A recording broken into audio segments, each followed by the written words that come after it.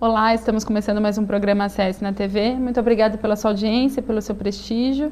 Hoje nós vamos falar de um assunto muito importante que vem amedrontando a sociedade santista, da sociedade da Baixada Santista inteira, na verdade, que é a dengue, a gripe. Por isso eu chamei aqui o secretário municipal de saúde, o Marcos Estevam Calvo. Muito obrigada, secretário, pela sua presença. Espero que a gente consiga esclarecer algumas dúvidas dos nossos telespectadores. Eu que agradeço o convite, sempre é uma satisfação poder estar participando de discussões e esclarecendo a população. Secretário, o senhor mal assumiu o governo e já veio logo a prova de fogo, né? Uma epidemia de dengue com mais de 7 mil casos confirmados. Como é que está sendo lidar com isso logo de cara?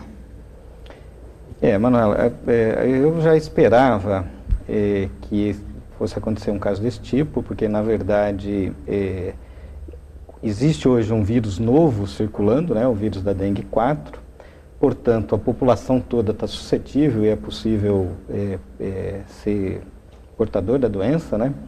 E além disso a gente tinha as condições, tinha o fato do mosquito, né? Então desde o início a gente já sabia que essa era uma preocupação importante e que a gente tinha que ter medidas efetivas para combater a dengue.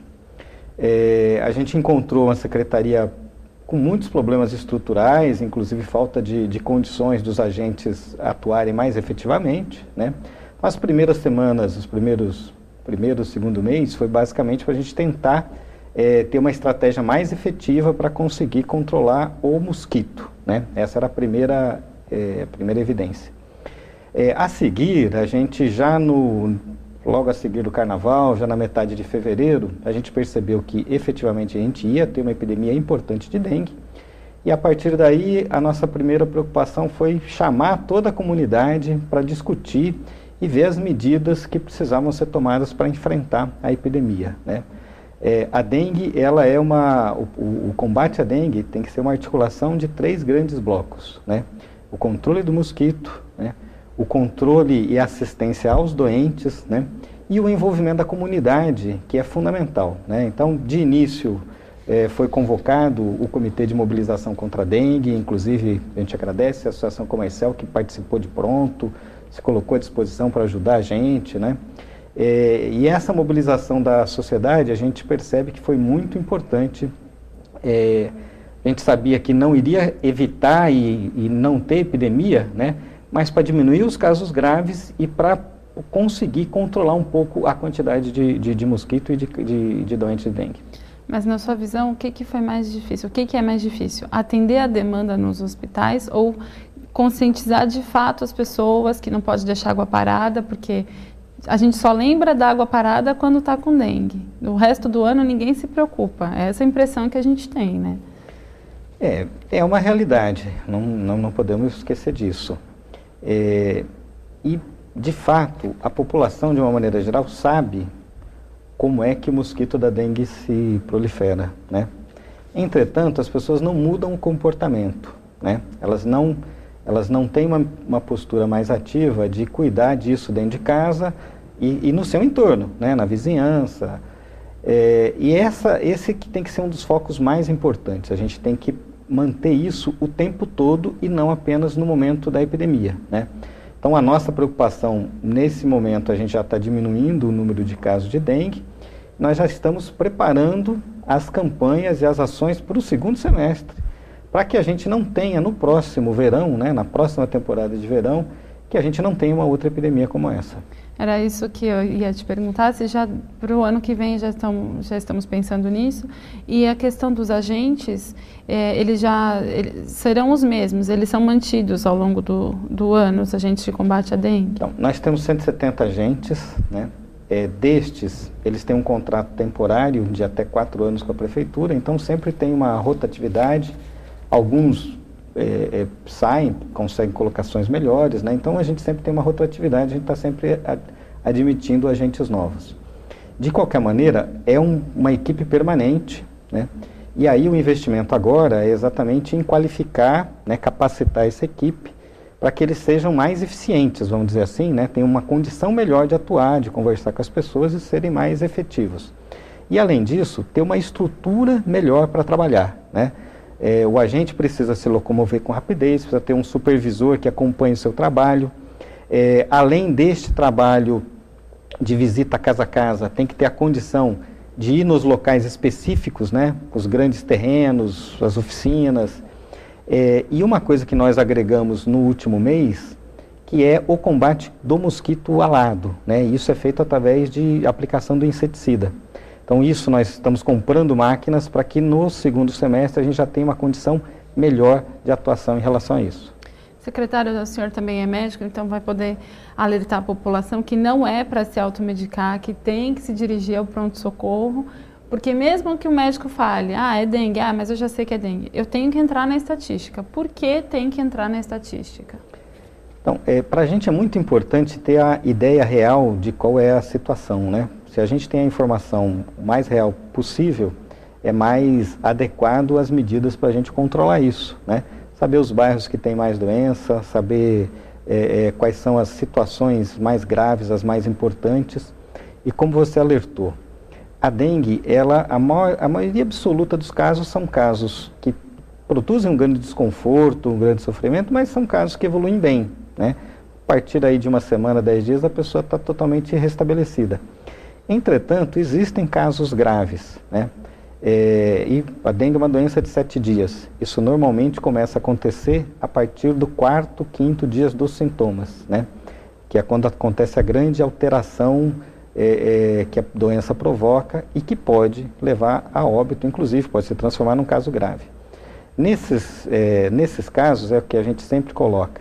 É importante o acompanhamento do médico para que o médico possa identificar quais são esses casos graves, né? Então, procurar o serviço de saúde, unidades básicas de saúde, unidades de urgência e emergência, porque a equipe de saúde tem condições de fazer esse atendimento e identificar essas situações. Porque ao mesmo passo que o médico faz o diagnóstico, a secretaria também precisa diagnosticar a situação real da doença na cidade, né? Exatamente. Secretário, a gente vai fazer um breve intervalo, mas a gente volta para falar ainda um pouquinho da dengue, ainda vamos falar da gripe, da vacinação, e eu sei que tem novidades vindo por aí, né, secretário? Exatamente. Fique conosco.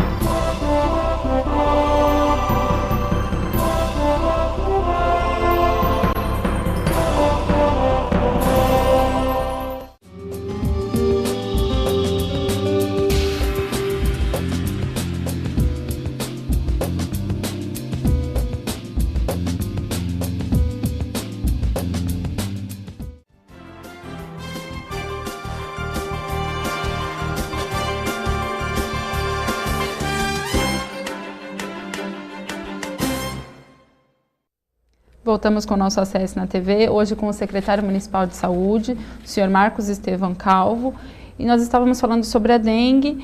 Secretário, hoje, quantas mortes nós temos confirmadas de dengue em Santos? Então, nós temos confirmados cerca de 7.500 casos, né? E óbitos são 5 casos até o momento, né? 4 casos pessoas de idade que tinham problema de saúde e um caso de uma jovem de 17 anos, mas que também tinha um problema grave de saúde. Existem outros 5 casos que ainda estão em investigação, aguardando o resultado de exames para a definição total do quadro. Alguns cidadãos reclamaram muito pelas redes sociais de que, como estava decretada a epidemia, não estavam assim, mais fazendo o exame de... esqueci o nome agora do exame. O exame para decretar se era dengue ou não. É verdade isso? Então, existem 2 tipos de exame que identificam a dengue, né? O chamado teste rápido, que é o H1S1, e existe a sorologia, né?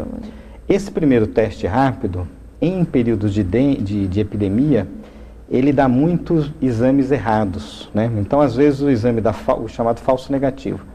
O exame é negativo, mas a pessoa, na verdade, está com dengue. Então, ele não tem muita utilidade, ele tem utilidade em começo de casos, num período sem epidemia, ele tem uma eficiência maior. Por isso que a gente abandonou esse teste rápido logo no início. A sorologia, aí é uma orientação do Ministério da Saúde, né? Não é uma determinação da Secretaria de Saúde de Santos, mas no momento em que já existe uma epidemia estabelecida, não há necessidade da sorologia para se confirmar o caso, né? Basta que o quadro clínico seja compatível. Então, se é uma febre, né? Um caso de febre com dor muscular, dor na cabeça, dor nos olhos, manchas vermelhas, prolongado até 7 dias, isso já caracteriza um caso de dengue. Não é necessária a sorologia para confirmar o diagnóstico. Porque a dengue tem alguns sintomas muito parecidos com a gripe, né? Então acaba confundindo um pouco, não é isso? Isso pode acontecer, mas por isso que, veja, todos os casos são registrados numa ficha, né? A nossa equipe de vigilância epidemiológica identifica todas essas situações e separa. Então, às vezes, a gente tem uma notificação, mas a gente não considera como dengue, né? Somente se tiver todos os dados clínicos para isso. Isso não significa, Manuela, que não seja necessário fazer o exame de sangue, mas aí não para fazer o diagnóstico, para acompanhar a condição clínica do paciente. Porque existem outros fatores que ele pode acabar ficando pior, né? O diagnóstico pode ser feito apenas pela clínica, né? Pelos exames, pelos sintomas, né? Mas o exame de sangue, para a gente ver a quantidade de plaquetas, ver o hematócrito, isso é importante para ver se o paciente está bem ou se é um caso que pode se tornar grave. E falando em casos graves, estão caindo os números da dengue, mas estão subindo os números da gripe, inclusive casos confirmados da H1N1. Mas os pacientes do grupo de risco, eles têm a vacina. Eu queria que o senhor explicasse para a gente quais são os pacientes que fazem parte desse grupo de risco. A primeira coisa que é importante dizer, Manuela, é que assim, quando surgiu o H1N1, né, ela era uma gripe muito grave que teve muitos casos que foram a óbito, né? Entretanto, isso é comum nas gripes, com o tempo o vírus se torna menos agressivo, né? Então hoje o vírus da H1N1 ele é um vírus comum, está hoje na comunidade, no Brasil já existe espalhado pelo país inteiro. Então a grande preocupação são os casos, são aquela parcela da população, né, aquele tipo de paciente que pode desenvolver um caso grave e levar ele a óbito. Então são os idosos, né, pacientes com mais de 60 anos, as gestantes e as mulheres que tiveram filho até 45 dias, né, o puerpério, logo após o parto, as crianças de 6 meses a 2 anos de idade e pessoas, né, pacientes que tenham problemas graves de saúde, né, uma asma grave, uma doença cardíaca grave, de uma diabetes grave. Esses casos têm indicação de vacinação. Quem define essas características desse grupo é o Ministério da Saúde. Isso é uma determinação técnica do Ministério da Saúde, a partir de muitos estudos, né, que observaram em anos passados, né, que estes grupos eram mais acometidos pela doença que evoluíam casos graves, entende? Então isso não é uma coisa de achismo, isso é uma coisa técnica, coisa muito bem fundamentada, né? E a estratégia ela é muito bem definida, o Ministério orienta todos os municípios do Brasil de como tem que fazer isso. E mesmo a pessoa que não se encaixa nesse grupo de risco e ela tiver interesse em tomar vacina, ela pode ser vacinada pela rede particular? A vacina ela é disponível, né? O Ministério da Saúde, quando importa essas vacinas, ela libera uma parcela para as clínicas particulares. Muitas empresas acabam oferecendo, porque com isso diminuem as faltas ao serviço, né? Então, isso é disponível sim nas clínicas particulares, é o mesmo tipo de vacina, né? Mas na rede pública, ela é específica para esses grupos da população. Mas existem outros tipos de evitar a gripe além da vacina, alguns hábitos no cotidiano que fazem com que a gente evite ter essa doença, né? Com certeza. A gripe é uma doença que se transmite muito facilmente pela via respiratória, né? Então, no momento de tossir, no momento de espirrar, cobrir o rosto, né? Muita higiene, lavar as mãos, né? Evitar ambientes muito fechados, muito aglomerados, né? A gente sabe que isso nem sempre é possível, mas nesses momentos é importante evitar o máximo possível, tentar permanecer em ambientes mais arejados, mais ventilados. Todas essas medidas ajudam a evitar a transmissão da gripe. Eu me recordo quando aconteceu a epidemia da H1N1, que as pessoas saíam de máscara, de álcool em gel, ficou um pânico na cidade, entrava no ônibus, passava álcool na mão, saía do ônibus, passava álcool na mão. Ainda não é o caso. Não, não é o caso, mas o que a gente precisa pensar, Manuela, é que assim, os hábitos de higiene sempre são muito importantes, né? Então, o álcool gel, a gente vê muitas vezes num restaurante, né? As pessoas... O ideal mesmo é o sabão, né? A água e sabão é muito melhor, mas se não for possível a água e sabão, a gente usa o álcool gel, que já ajuda, né? Já é importante. Mas não há necessidade, né? Não tem indicação de usar máscara. Absolutamente não é necessário. É porque eu me recordo que foi uma febre de gente no ônibus usando máscara com muito medo. E, além disso, eu queria falar de um outro assunto também, que a Copa das Confederações está aí, a Copa do Mundo também, 1 ano e meio. A Secretaria de Saúde de Santos já tem condições de atender todos os turistas que virão, todas as pessoas que virão trabalhar aqui? Como é que o senhor vê a situação da saúde de Santos? Então, essa é uma preocupação que a gente tem, não tenha dúvida, nem tanto para a Copa das Confederações, que não vai estar o Estado de São Paulo, né, mas com certeza para a Copa do Mundo. O sistema de atendimento das urgências é uma das nossas prioridades, né? A proposta, e a gente está desenhando todo um projeto para reorganizar as ações, as unidades de atendimento à emergência, né? Então, hoje nós temos 3 pronto-socorros e o objetivo é que até o final do ano que vem a gente tenha uma substituição dessas unidades por unidades mais bem preparadas para atender com rapidez e qualidade a população, que são as UPAs, né? Unidades de pronto atendimento. Não é apenas uma mudança no layout do prédio, mas é uma mudança na forma de atendimento, que dá mais qualidade e mais rapidez nesse atendimento. E para se tornarem UPAs, elas dependem da parceria da Prefeitura com a Secretaria de Governo estadual, federal? O Ministério da Saúde, né? É um projeto do Ministério da Saúde. O fato de ser uma UPA, nós teremos recursos de financiamento para construção, para reforma, né? E posteriormente para custeio, né? Então, na Zona Leste, ali o PS ali da Afonso Pena, a gente vai ter R$1.600.000 para ampliá-lo, né? Uma reforma e ampliação. Na Zona Noroeste são R$3 milhões para a nova unidade. Secretário, nós vamos fazer mais um breve intervalo, mas a gente volta para falar ainda de investimentos, da infraestrutura da saúde na cidade. Não saia daí.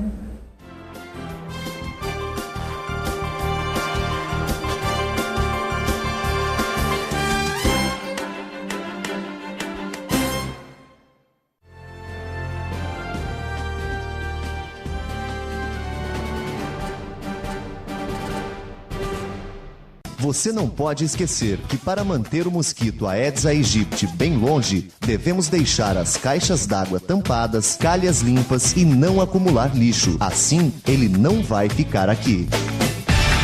Ainda assim, você deve ficar alerta quando apresentar um ou mais desses sintomas: dor de cabeça, dor atrás dos olhos, dor no corpo e nas juntas ou manchas vermelhas pelo corpo. Desta forma, procure imediatamente um posto de saúde. Você pode estar com dengue.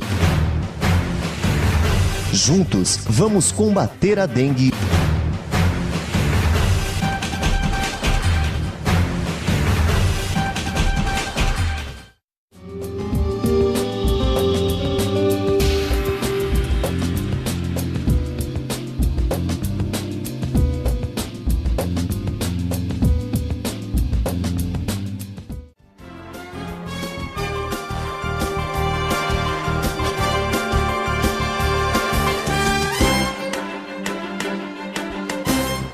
Voltamos para o nosso último bloco do Acesso na TV.